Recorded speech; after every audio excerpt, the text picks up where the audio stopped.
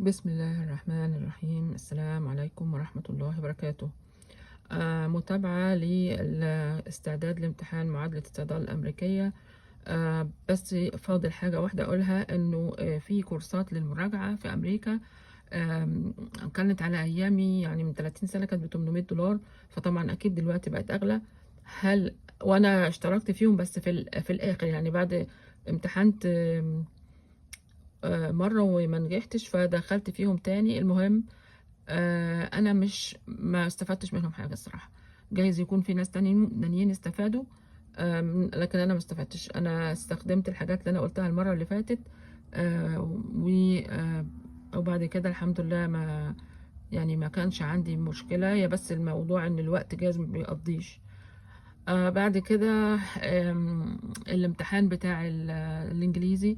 هو في امتحان انجليزي اللي هو التويفل، والتويفل طبعا فيه قرايه وكومبريهنشن، فهم يعني وكتابه.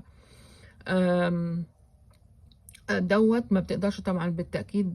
ده سقط فيه طبعا. انا شفت وانا بمتحن كذا واحده من مصر نجحوا على طول في الامتحان بتاع المعادله نفسه، انما ما نجحوش في الانجليزي على طول، لان ده ما بيجيش من مره واحده. ده دراسه اللغه بتاخد فتره.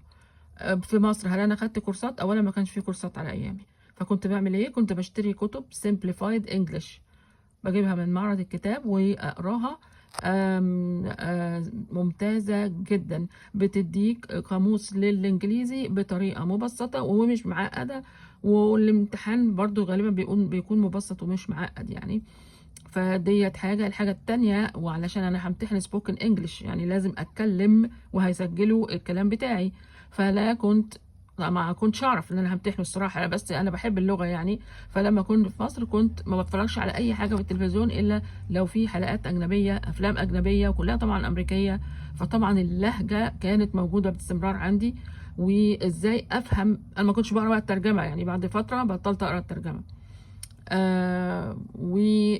وده كان احسن من اي كورس الصراحه يعني، القرايه والسمع مع بعض. فادي نفسك وقت علشان الموضوع مش من يوم وليلة يعني.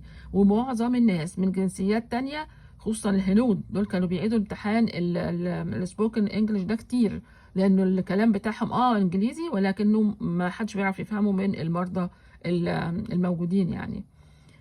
فيعني اهم حاجة الواحد يدي نفسه فرصة ويدي نفسه وقت. وهو هيبقى على طول جاهز للامتحان، ما فيهوش اي مشاكل والحمد لله. والحمد لله جبت سكور عالي جدا في اليوم ده. قالت لي انت حطمتي السكور بتاع السنتر بتاعنا، لان انا كنت فاكراه من 600 وهو من 300، فجبت 283. والحمد لله رب العالمين.